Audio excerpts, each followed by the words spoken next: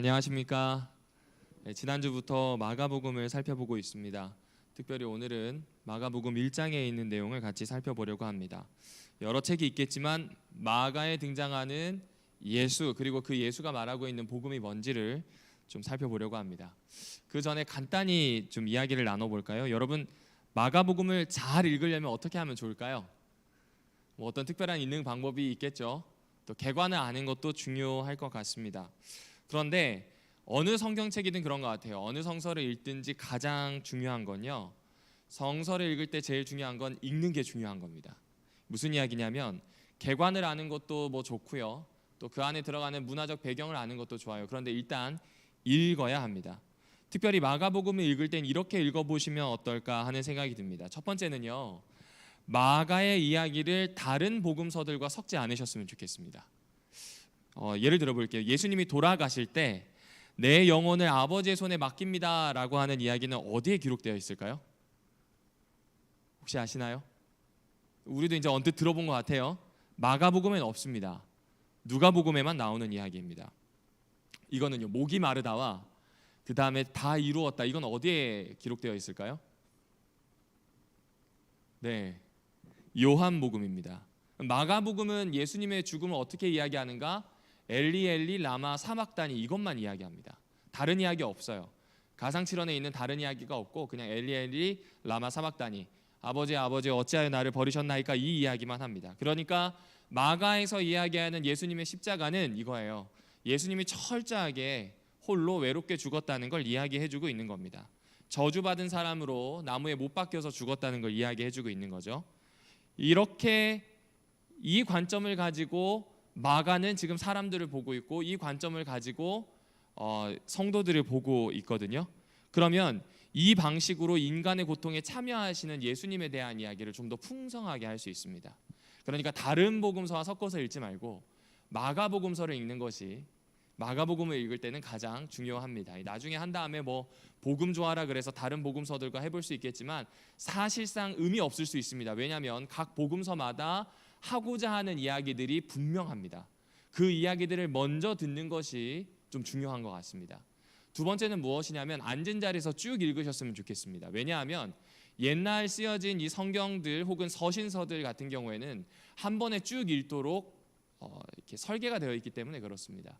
특별히 마가복음은 16장까지 있는데 앉은 자리에서 천천히 이해하면서 읽으시면 한 1시간, 1시간 반 정도 되는 시간 동안 읽을 수 있으실 것 같습니다. 이게 왜 중요하냐면요, 대부분 성경 읽기를 할 때 시간이 없다 보니까 본문을 쪼개어서 읽는 말씀 묵상 혹은 안교 교과, 설교도 마찬가지입니다. 이렇게 본문을 쪼개어 읽습니다. 물론 이제 그 쪼개어서 깊이 읽는 것도 의미가 있어요. 그런데 전체 의미를 보고 전체 이야기를 아는 것이 조금 더 중요한 것 같습니다. 왜냐하면 이 이야기의 흐름에서 마지막에 말씀드리고 싶은 이 클라이막스가 있거든요. 절정이라고 하는 부분이 어딘지를 아는 것도 이 복음서를 이해하는데, 특별히 마가복음을 이해하는데 좀 도움이 될 겁니다. 특별히 조각조각 읽는 것에 대한 위험성은 뭐냐면 그 이야기 한 개를 너무나 독립적인 것으로 받아들이기 쉽다는 겁니다. 너무나 독립적인 것으로 받아들인다면 주관적인 해석과 원래 이야기 사이의 이 차이점을 느끼지 못할 가능성이 높아요. 그래서 읽으실 때 한 번에 쭉 읽어라. 절정이 어디 있는지를 확인하면서 읽어라. 가급적이면 마가복음서를 읽을 때에는 마가복음을 두고 마가복음 안에서 생각하는 걸 연습해보자, 이렇게 말씀드릴 수 있을 것 같습니다. 자, 그렇다면 마가복음 1장, 이 마가복음은 어떤 이야기를 하고 있는지 좀 살펴보려고 합니다. 여러분, 마가복음 1장 1절 지난주 읽으셨던 걸 기억하시죠? 거기에 보면 하나님의 아들의 복음의 시작이라고 이야기합니다. 그렇죠? 그런데 마가복음 15장 39절에 보면 숨지는 예수님을 보고 백부장이 이렇게 얘기해요. 이 사람은 진실로 누구의 아들이라고요? 하나님의 아들이었도다라는 고백으로 끝나게 됩니다. 물론 그 뒤에 내용이 더 나오긴 합니다. 그런데 중요한 것은 하나님의 아들에 대한 이야기로 시작해서 하나님의 아들에 대한 이야기로 수미상관, 이렇게 끝나게 되는 이야기다, 이렇게 보아주시면 좋을 것 같습니다. 그런데 이 복음서가 지난번 말씀드린 것처럼 아주 독특한 전기문학적인 특징을 가지고 있다 그랬는데, 이 복음이라고 하는 이 단어 있잖아요. 이 단어를 마가가 먼저 사용했는가? 그건 아닐 겁니다. 왜냐하면 로마 시민들이 먼저 썼을 테니까요. 그런데 거기에서만 그치지 않습니다. 복음이란 단어를 기독교적인 용어로 제일 먼저 사용한 사람이 누군가? 바울입니다. 바울이 편지를 기록할 때가 AD 한 50년 정도 되거든요. 그때 복음이란 단어를 먼저 씁니다. 이 바울 서신에 나오는 복음을 요약하면 이겁니다. 십자가와 부활입니다. 다시 말씀드리면 예수님의 죽으심과 다시 사심에 대한 이야기가 복음이라고 이야기합니다. 이거를 바울은 특유의 그림 언어라 그래요. 눈에 보이는 듯 사람들 앞에 그려주는 말로써 설명을 하고 있습니다. 예를 들어 로마서 6장 같은 경우에는 수장되었다가 나오는 것을 십자가, 그러니까 장사되는 것을 십자가로, 다시 사는 것을 부활로 설명하기도 합니다. 눈에 보일 듯 손에 잡힐 듯한 이야기로 이 십자가와 부활에 대한 이야기, 이것이 복음이다 라고 이야기해 줍니다. 그런데 이러한 복음이라고 하는 표현이 마가복음에서는 조금 더해집니다. 왜냐하면 바울은 편지였는데 마가복음은 책의 형태를 띠게 되거든요. 그러면서 마가복음에 나오는 이야기는 십자가와 부활에다가 플러스 예수님의 전생애가 들어가 있습니다. 그러니까 마가가 보기에 복음은 예수님의 전생애와 십자가와 부활에 대한 이야기가 한데 엮여져 있는 이것을 복음으로 보고 있다, 이렇게 보아주시면 좋을 것 같습니다. 그럼 왜 이 이야기를 드리는지 아시겠죠? 십자가와 부활만이 복음이 아니라 예수의 전생애가 우리가 충분히 받아들일 수 있는 기쁜 소식이고 우리에게 너무나 필요한 이야기다라고 하는 걸 마가가 지금 이 은연중에 우리에게 해주고 있는 이야기입니다. 자, 그렇다면 복음의 중심에 있는 예수는 누구일까요? 여러분 잘 알고 계시는 것처럼 예수님은 하나님의 아들로 먼저 묘사가 되고 있습니다. 여러분 마가복음 1장 23절부터 24절을 보시면 이렇게 이야기하고 있습니다. 더러운 귀신 들린 사람을 가버나움에서 만났을 때 이 귀신이 이렇게 얘기하죠. 24절, 나사렛 예수여, 우리가 당신과 무슨 상관이 있나이까? 우리를 멸하러 왔나이까? 당신은 하나님의 거룩한 자라는 표현을 합니다. 하나님의 아들과 또 다른 표현으로 하나님의 거룩한 자라는 표현을 해요. 그리고 이 표현은 마가복음 5장 7절 또 다른 귀신을 만나는 장면에서도 나옵니다. 뭐라고 이야기하냐면 나를 괴롭게 하지 말란 이야기를 하면서 하나님의 아들 예수라는 표현을 씁니다. 그러니까 예수님이 누구냐면 마가복음 안에서는 하나님의 아들이라고 표현합니다. 그런데 이 하나님의 아들에 대한 이야기가 8장과 9장과 14장과 15장을 넘어가면서 어떻게 바뀌게 되냐면 그리스도라는 표현으로 나오게 되고요. 그리고 특별히 12장 같은 경우에는 다윗의 자손이라는 이야기로 나오게 됩니다. 그러니까 하나님의 아들이라고 하는 표현, 그리스도라고 하는 표현, 다윗의 자손이라고 하는 표현이 다 예수를 가리키는 표현이고, 특별히 메시아 사상을 가지고 있었던 이 그리스도 혹은 메시아라는 표현은 다윗의 자손이라고 하는 부분과 굉장히 많이 연결됩니다. 이 말은 무엇이냐면 마가복음이 구약에서 영향을 받았고 구약에 있는 것으로 그 당시 살고 있는 사람들에게 예수님을 설명하고 있다는 거죠. 마가복음에 반영된 구약의 메시지 중에 하나가 무엇이냐면 사무엘하 7장 12절부터 14절일 거예요. 나단이 와서 다윗에게 하는 예언이죠. 그 예언이 뭐냐면 너와 너의 아들과 너의 후손이 대대로 하나님의 아들이 될 것이다. 그런데 그 하나님의 아들이 되는 것에 대해서 13절에 이렇게 얘기합니다. 성전을 건축할 거다. 그 성전을 지킬 거다. 이 이야기와 함께 너희는 대대로 성전을 짓는 사람 혹은 성전을 지키는 사람으로 살 것에 대한 이야기를 해주고 있는 겁니다. 그러니까 구약에 있는 다윗의 자손의 이 구체적인 사명이 무엇인가, 뭐 여러 가지가 있겠지만 그 중에 큰 덩어리 중에 하나가 무엇이냐면 바로 메시아 대망으로 발전했던 그 사명이 무엇이냐면 성전을 짓는 것과 성전을 지키는 것에 대한 이야기다, 이렇게 보아주시면 돼요. 그러니까 마가복음의 하나님의 아들이자 다윗의 자손으로 예수가 등장한다, 이 말은 무엇이냐면 예수 그리스도가 새로운 성전을 건축하는 것에 대한 기대를 이 마가에 의해서 받고 있다는 이야기로 이해해 주시면 됩니다.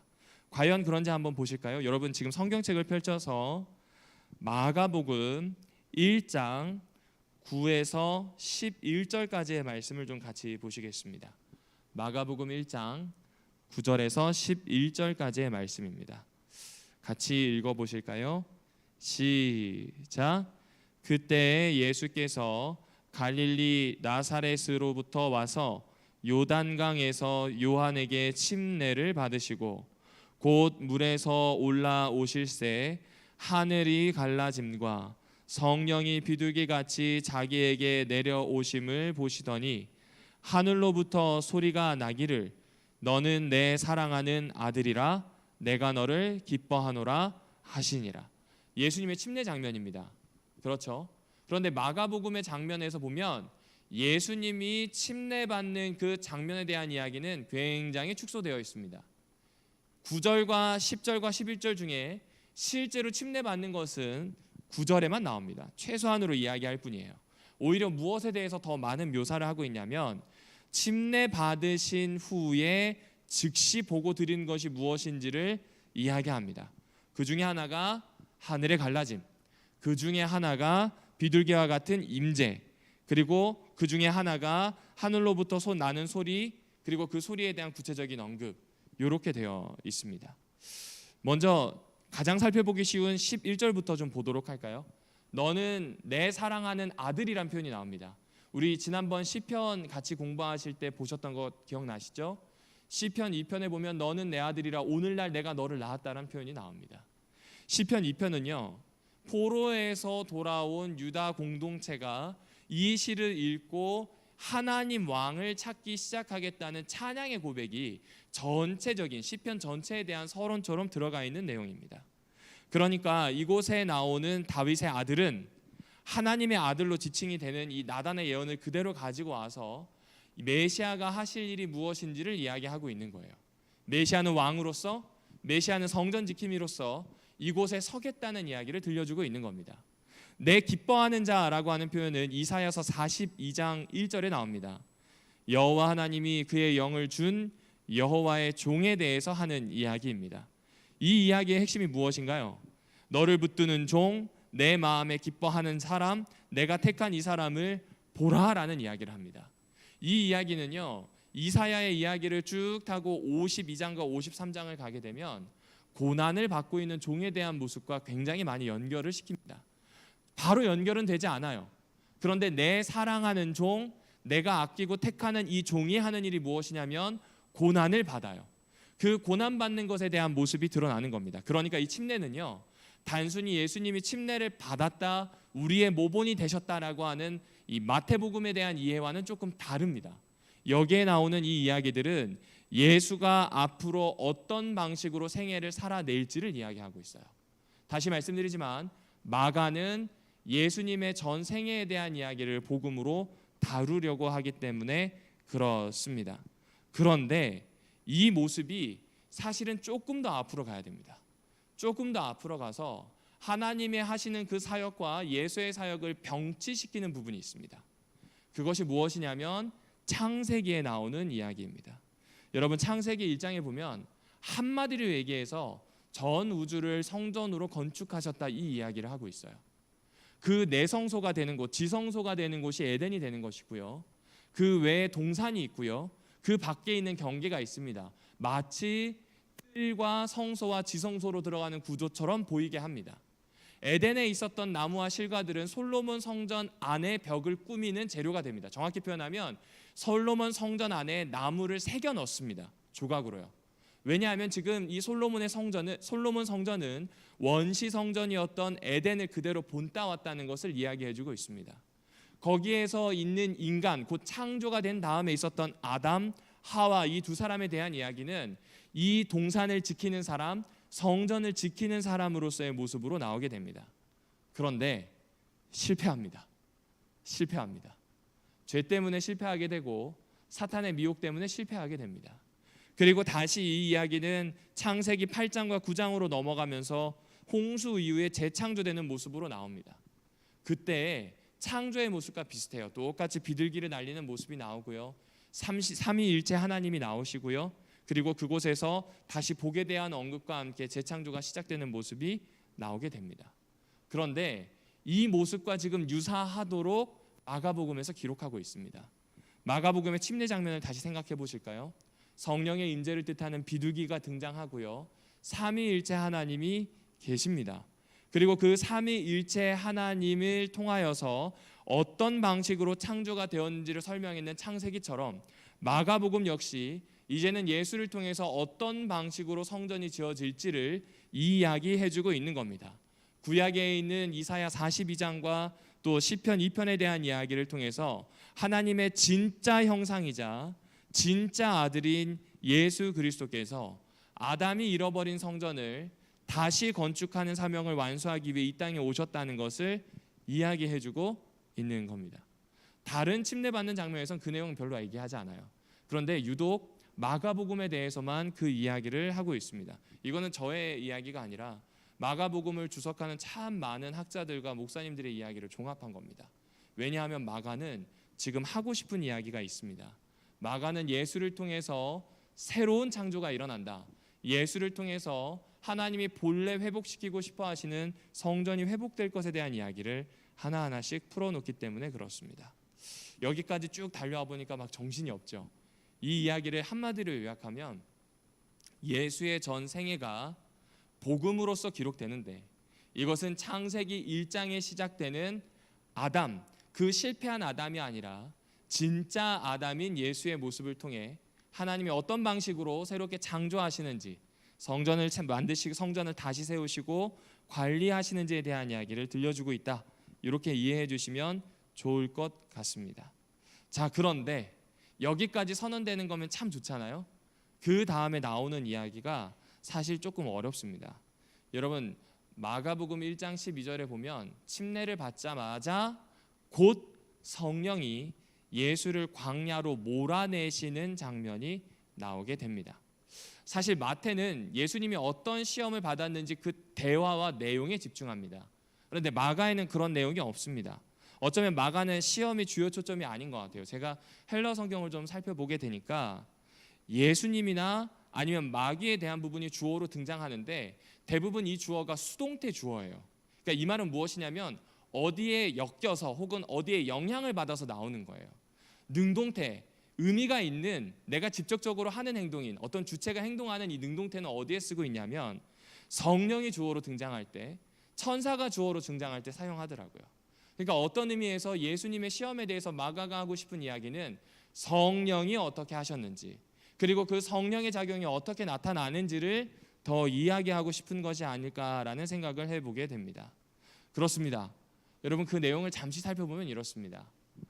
아담이 하와와 함께 살 때 변장한 마귀 곧 뱀에 의해서 하와가 시험을 받습니다. 정확히 표현하면 유혹을 받습니다. 그리고 그 유혹을 받은 아담은 무너지게 되었습니다. 그러나 아담과 달리 성령이 몰아내셔서 사람이 없는 광야에 들어가신 예수는 마귀의 시험을 하나님의 말씀을 의지하고 순종함으로 이겨내게 됩니다. 그렇죠? 조금 더 보실까요? 여기 지금 13절에 보게 되면 예수 그리스도가 굳이 들짐승과 함께 계시고 천사들에게 수종을 받았다는 표현을 넣고 있습니다. 이 내용이 다른 복음서에 등장하지 않아요. 그런데 이것을 대칭할 수 있는 창세기에 보면 에덴에서 시험을 당해서 실패한 아담은 이제부터 들짐승과 원수가 됩니다. 그리고 천사들은 그를 에덴 동편 바깥으로 쫓아내게 됩니다. 두루 도는 화영검이 있고요. 그 화영검 바깥으로 쫓아나 다시는 에덴으로 들어올 수 없게 됩니다.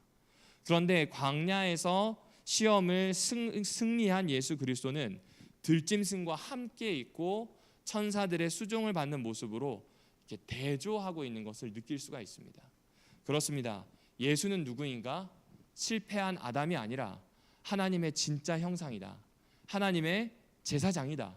다시 새로운 창조를 일으킬 약속된 메시아다라고 하는 것이 이 마가복음 1장 2절부터 13절까지 나오는 이야기로 보시면 될 것 같습니다.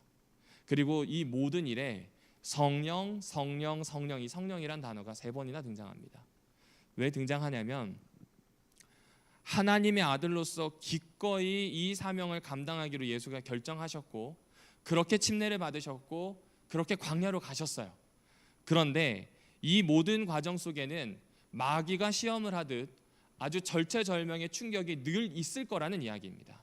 복음을 전하는 그 순간순간이 쉽지 않다는 거죠. 그래서 그때마다 성령이 몰아내시고 성령이 함께 하시고 도우시고 등장하시는 것으로 1장에서는 설명해 주고 있습니다.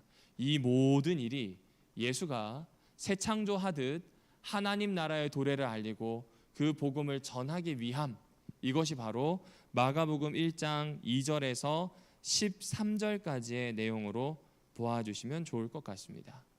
그리고 여기에서 하나님 나라에 대한 이야기를 시작하게 됩니다. 하나님 나라를 시작하기 전에 이 부분을 조금 정리하면 좋겠다는 생각이 듭니다. 대부분 하나님 나라는 천국으로 압니다. 그 천국이라는 표현은 마태에서 참 많이 씁니다. 그리고 여기에서 마가복음에서는 하나님 나라 그 표현을 많이 쓰게 되죠. 그런데 대부분 하나님 나라 천국이라고 하면 하늘 나라로 많이 생각합니다. 하늘에 있는 나라이기 때문에 우리가 언젠가 가야 될 곳으로 생각합니다. 이것이 틀렸다는 이야기가 아닙니다. 틀렸다는 이야기가 아닙니다. 그런데 주기도문에 보게 되면 뜻이 하늘에서 이루어진 것처럼 땅에서도 이루어진다라는 표현이 나오게 돼요.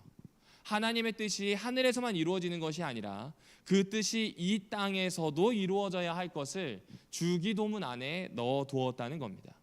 하나님 나라가 도래한다는 선포는 하나님의 뜻이 이 땅에 이루어져서 하나님이 왕 되시고 하나님이 그 나라의 주인이 되셔서 하나님이 통치하신다는 이야기로 받아들일 수 있습니다. 결국 성전을 재건하는 것, 예수께서 오셔서 메시아로 서셔서 통치권을 발휘하는 이 모든 것이 하나님 나라에 대한 이야기다라고 하는 이야기를 합니다. 우리가 알고 있는 하나님 나라는 이것 아닌가요? 사탄이 하나님께 통치를 위임받은 인간이 범죄하도록 만듭니다. 사탄은 이 일에 정말 노력을 다했고 성공하게 되죠. 하나님의 주권, 하나님의 통치가 인간을 비롯한 이 땅에서 떠나게 되었음을 우리는 알고 있습니다. 하나님께서는 사탄이 도적질 해간 자신의 주권을 되찾기 위해서 이제 아담으로 다시 오십니다. 하나님의 나라란 그분이 지상에 오셔서 하나님의 통치권을 되찾고 다시 세우시는 것에 대한 이야기입니다. 이게 복음인 겁니다. 다른 게 복음이 아닌 거예요. 여기 마가복음 특별히 1장에서 소개하는 대략적인 윤곽은 이건 거예요. 하나님의 통치가 회복되는 것, 이것이 복음입니다. 다른 사람이 아니라 진짜 하나님의 형상이자 진짜 하나님의 아들인 예수를 통해서 이 땅에 하나님의 통치가 회복된다. 나라는 한 사람이 로마 황제나 유대 사내들인의 지배를 받는 것이 아니라 하나님의 지배를 받고 있는 것을 알고 살아내는 것, 이 자체가 가장 기쁘고 좋은 소식이며 자유가 되는 소식이다라고 하는 걸 이야기해주고 있는 겁니다. 그래서 어쩌면 우리는 부활에 많은 초점을 맞추고 있었는데 마가가 이야기하는 것처럼 예수님의 자세한 생애에 대한 묘사, 다른 복음서보다는 자세하게 묘사하는 부분이 꽤 있거든요. 그 자세한 예수의 생애와 행동에 대한 묘사를 잘 볼 필요가 있습니다. 부활의 기적에만 맞추고 하늘에 갈 것에만 초점을 맞추는 것이 아니라 이 땅에 도래하게 된 하나님의 나라에 대한 이야기를 마가가 들려주고 있기 때문에 그렇습니다. 다시 말해서 부활이 의미 있는 것은 단순히 내세를 더 좋은 곳으로 간다 이런 의미가 아니라 하늘나라로 언젠가 간다 그 의미가 아니라 이 땅에서 하나님의 새로운 창조가 일어나기 시작했다는 그 표식이 부활로 드러난 것으로도 이해할 수 있다는 그런 이야기가 마가복음 안에 있는 겁니다. 사랑하는 오남교회 성도 여러분들이시여, 조금 딱딱한 내용일 수 있습니다. 왜냐하면 지금까지 정돈해 두셨던 내용에 그 당시 마가가 가지고 있었던 것들을 조금 조합을 해서 설명을 해드렸습니다. 그리고 이 내용을 만약 우리가 잘 정돈해서 가져가게 된다면 단순히 내세나 하늘나라뿐만이 아니라 이 땅과 이 가정을 하나님 나라로 만드는 비전을 우리의 삶에서 세울 수 있는 것 같습니다. 하늘의 뜻이 이 땅에서 이루어지는 것, 온 땅이 하나님의 선한 뜻대로 재창조되는 것. 다시 말씀드리면 하나님이 에덴이라고 하는 원시 성소를 세우셨는데 아담의 범죄로 잃어버렸던 이 성소가 다시 세워지고 하나님의 통치권이 다시 회복이 되고 하나님께서 이 예수의 죽음과 부활을 통해서 인류뿐만 아니라 온 세상을 다시 회복시키겠다고 하는 그런 창조적인 메시지가 마가의 이야기 안에 들어있기 때문에 그렇습니다. 어쩌면 이 사상은 마가만 생각했던 것 같진 않아요.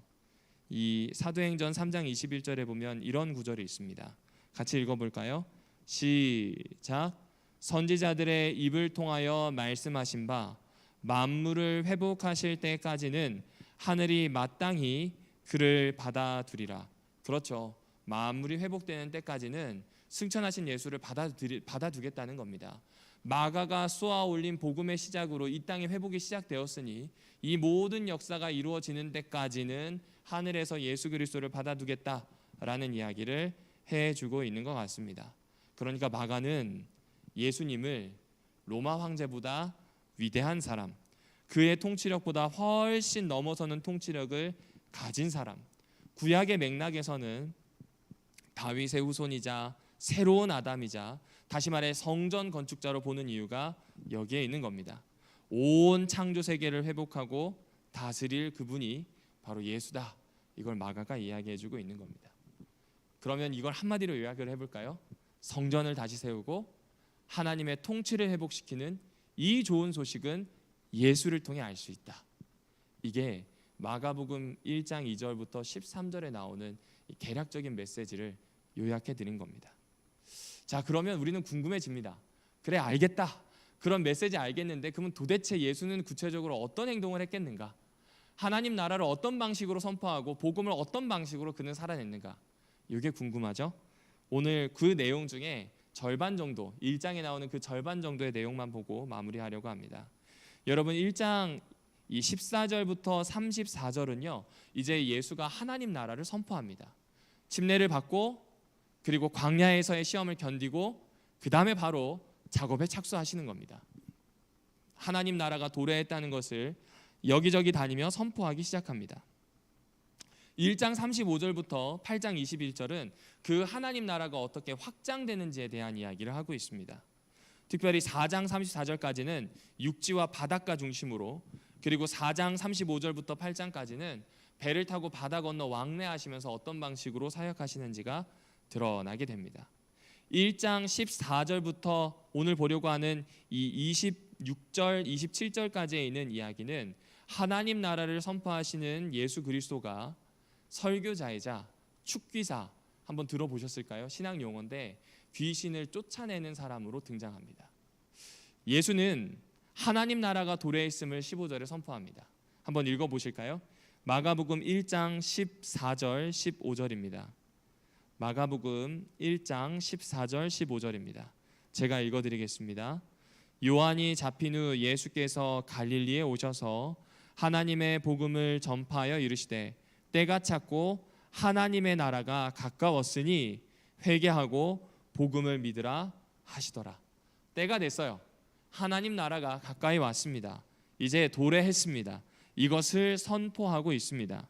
그런데 그 밑에 보시게 되면 제자들을 모으는 내용은 조금 생략하겠습니다. 이건 다른 복음서에서도 더 자세히 다루었으니까 좀 생략하고요. 내려가 보게 되면 21절에 예수님이 하시는 일이 있어요. 그게 뭐냐면 설교자의 일을 하세요. 예수님이 가르치시기 시작하는데 이것이 너무 기이해요. 그래서 사람들이 놀랍니다. 그리고 나오는 두 번째는 뭐냐면 기적을 행동하는 사람, 기적 행위자로서의 예수님이 나와요. 귀신을 쫓아내는 장면입니다. 그리고 1장 29절부터 31절, 32절, 33절은 질병과 죽음에 대한 것을 막아내시는 분으로 나오게 됩니다. 이러면 이런 질문이 생기죠. 예수님은 정말 기적을 행했을까요?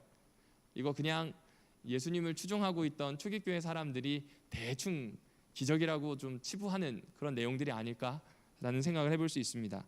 사실 저는 의심이 많은 편이라 좀 찾아보게 되었습니다. 그런데 예수와 기독교의 기원이라고 하는 신약학자 제임스 던이 쓴 책에 이런 내용이 있었습니다.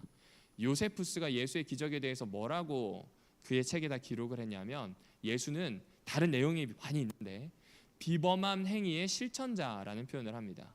그리고 밑에 나오는 이 켈수스는 누구냐면 당시의 초기 기독교회를 철저하게 비판하는 반기독교 비판자였습니다. 그런데 그 켈수스가 뭐라고 표현하냐면 어떤 마법적인 권능을 행할 수 있는 사람이 예수다라는 표현을 합니다. 그러니까 당시에 있었던 사람들이 예수라고 하면 기적을 행할 수 있는 분, 이렇게 이해하고 있었던 것 같아요. 특별히 만들어진 예수라고 하는 책에 보게 되면 그 당시 그리스어로 쓰여져 있는 마법 주문 중에 하나를 옮겨왔어요. 그 마법 주문이 뭐라고 되어 있냐면 이겁니다. 귀신을 쫓아낼 때 쓰는 주문인데 당신 앞에 환자를 두고 다음과 같이 주문을 외워라. 나는 불 가운데 나타나고 땅, 눈 그리고 안개 가운데 있는 히브리인들의 하나님 예수라는 표현을 씁니다. 이거 전혀 상관없는 파피루스에 기록되어 있는 내용이에요. 이교의 마법 파피루스에도 예수가 무엇으로 기록이 되어 있냐면 기적을 행할 수 있는 사람, 질병을 쫓아낼 수 있는 사람, 이렇게 기록되어 있다는 겁니다. 뭐 기록이 그렇게 많지는 않습니다. 그러나 이런 기록들을 보게 되면 적어도 그 당시에 종교와 연결되어 있는 꽤 많은 사람들은 예수를 기적을 행할 수 있는 사람으로 이해했던 것 같습니다. 그런 예수가 드디어 가버나움에 있는 한 회당에서 더러운 귀신 들린 사람을 도와 그를 회복하는 장면이 나옵니다. 마침 그들의 회당에 더러운 귀신 들린 사람이 있어 소리 질러 이르되 나사렛 예수여 우리가 당신과 무슨 상관이 있나이까 우리를 멸하러 왔나이까 라는 이야기를 합니다. 그리고 당신은 압니다. 하나님의 거룩한 자입니다 라는 이야기를 하죠. 다시 이야기하지만 예수님은 이때 귀신을 쫓아내십니다. 어떻게 쫓아내셨나요? 25절을 한번 같이 읽어볼까요? 시작. 예수께서 꾸짖어 이르시되 잠잠하고 그 사람에게서 이 궁금해가지고 좀 찾아봤습니다. 찾아봤더니요, 그 당시에는 굉장히 다양한 귀신 쫓는 방법이 있었습니다. 예를 들면 주문이 적혀 있는 양피지 있죠. 그 양피지를 들고 가서 양피지에 쓰여 있는 주문을 읽거나 귀신을 쫓는 의뢰를 하거나 아니면 귀신 쫓는데 좋다고 하는 이 나무 뿌리가 있습니다. 이 엘리에제르라고 하는 사람이 있는데 그 사람에 대한 기록은 한 번밖에 나오지 않아서 사실은 잘 모르겠습니다. 이 로마의 백부장 하나가 귀신 들렸을 때 엘리에제르가 나무 뿌리를 가져가서 귀신을 내쫓았다, 뭐 이런 이야기가 나옵니다. 그러니까 귀신을 쫓으려면 뭔가 준비를 해야 돼요. 도구도 있고 기도문도 있고 주문도 있고 뭐 의뢰도 있고 해야 합니다. 그런데 보십시오. 예수님은 지금 어떻게 하시나요? 도구 쓰시나요? 안 쓰세요. 주문 쓰시나요? 안 쓰세요. 나무 뿌리 쓰시나요? 안 쓰세요. 그냥 꾸짖어서 이야기합니다. 나와. 너 거기서 나와. 이 이야기를 하는 것이 다일 뿐입니다. 단순히 권위 있는 명령만 내립니다. 왜 그럴까요? 이 부분에서는 조금 설명이 필요합니다. 여러분, 예수님이 귀신을 쫓는 방법이 마가복음 9장 25절에도 또 나오거든요. 거기에 보면 예수께서 꾸짖어서 말로 하십니다. 다른 퇴마사들처럼 전문적인 행동을 안 하고 말 한마디로 꾸짖는 것으로 나옵니다. 그런데 이 말로 꾸짖는다라고 하는 표현을 신약에선 찾을 수 없는데 구약에서 보게 되면 어떤 내용으로 되어 있냐면 하나님이 대적들에게 그 대적들이 무릎을 꿇고 굴복하도록 만드는 말을 가르라고 합니다. 그 가르라고 하는 표현이 여기에 꾸짖는다라고 하는 헬라어로 바뀌어 있습니다. 그러니까 이것은 무엇이냐면 하나님의 통치가 여기 있다는 겁니다. 하나님의 통치가 여기 있으므로 하나님을 대적하는 귀신의 세력들, 영의 세력들을 지금 그 말씀하시는 걸로 완전히 굴복시키는 것에 대한 이야기를 들려주고 있는 겁니다. 단순히 귀신아 나가라 라고 하는 말로 하는 항변이 아니라는 거죠. 하나님의 통치 아래 효과적으로 놓이게 했다는 것을 이야기해주고 있는 겁니다.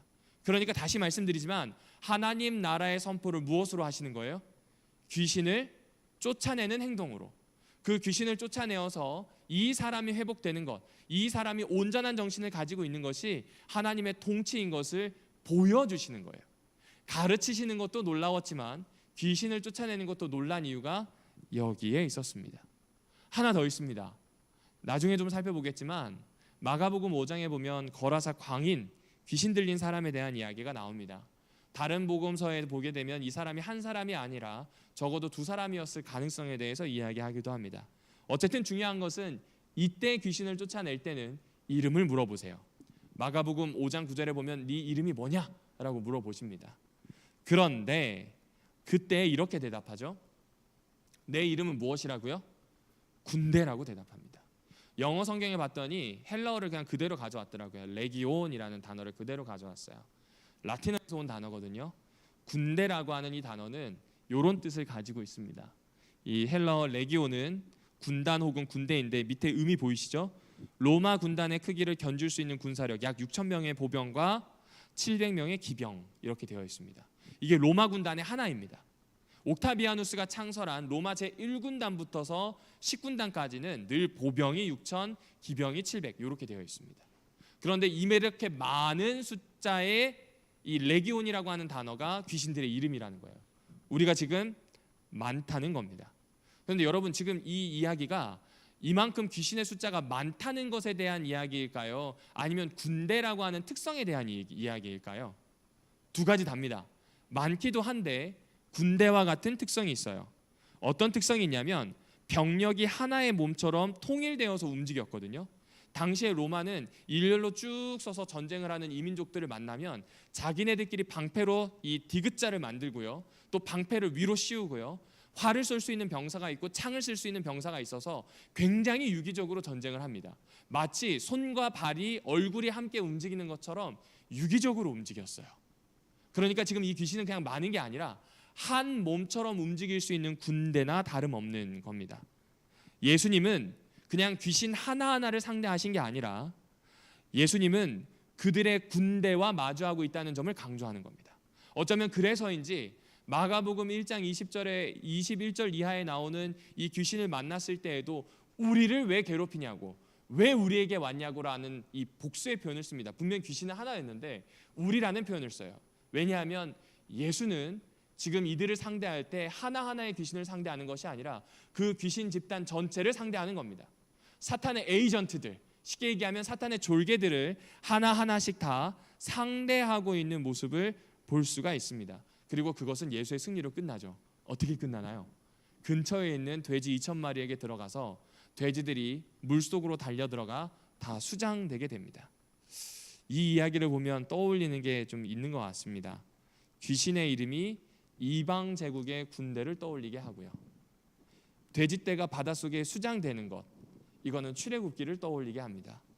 이집트의 군대가 홍해 바다에서 완전히 수장된 이야기, 곧 극적인 구원을 떠올리게 하는 겁니다. 출애굽기는 히브리 노예들이 하나님의 백성으로 바뀌는 중대한 순간입니다. 유대인과 그 조상에 대한 이야기라면 오늘 여기 거라사 지방에 나오는 이 이야기, 데가볼리의 지금 어디가 거라사인지는 잘 모르겠지만 하나는 분명해요. 이 데가볼리 지방이 이방인들의 지역이에요.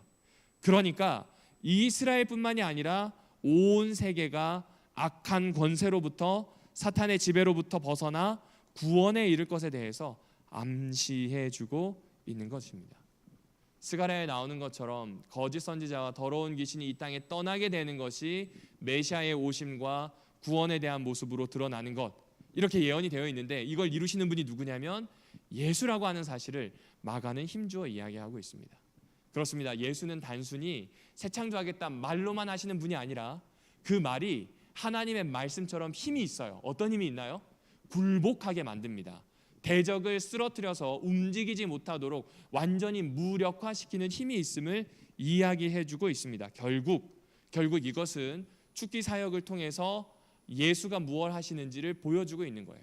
대부분 귀신을 내쫓는다고 하면 그 귀신이 무섭고 그 귀신에 대한 공포를 해소하는 그쯤으로 생각합니다. 그런데 더 중요한 게 무엇이냐면 귀신이 내어 쫓아진 다음 귀신 들렸던 사람들이 회복되었다는 사실에 마가는 더 집중하고 있습니다.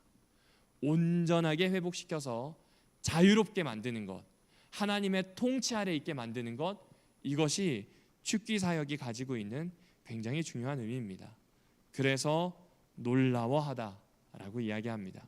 예수의 위엄이나 예수가 얼마나 두려운 분인지 귀신마저 듣고 떨며 도망치는 그런 존재로 설명하는 것 아니라는 것이죠. 바로 귀신에 잡힌 자라 할지라도 구원해내는 능력이 있으신 분이 누구라고요? 예수라고요. 그 이야기를 놀라워하다라고 하는 이야기로 펼쳐주고 있습니다.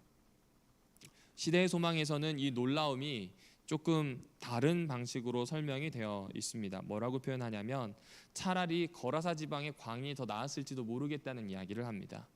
왜냐하면 거라사 지방의 광인은 자신이 악령에게 씌어 있다는 걸 알아요.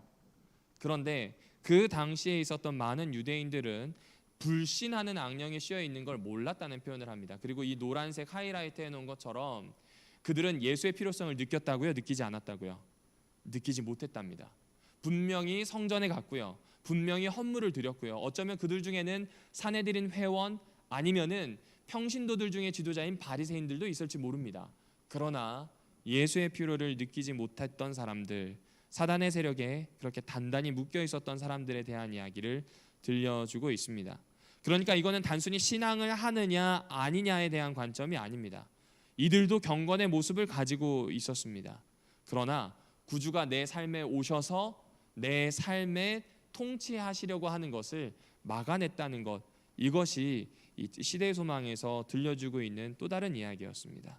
특별히 이러한 악령에 대항할 수 있는 유일한 수단으로 시대의 소망은 하나님의 말씀뿐임을 이야기해 줍니다. 그리고 더 안타까운 것은 예수를 거절하고 하나님의 말씀을 거절했던 역사는 반복되었습니다. 이전에도 그랬고 그때도 그랬고 오늘날까지 반복되고 있음을 이야기해주고 있습니다.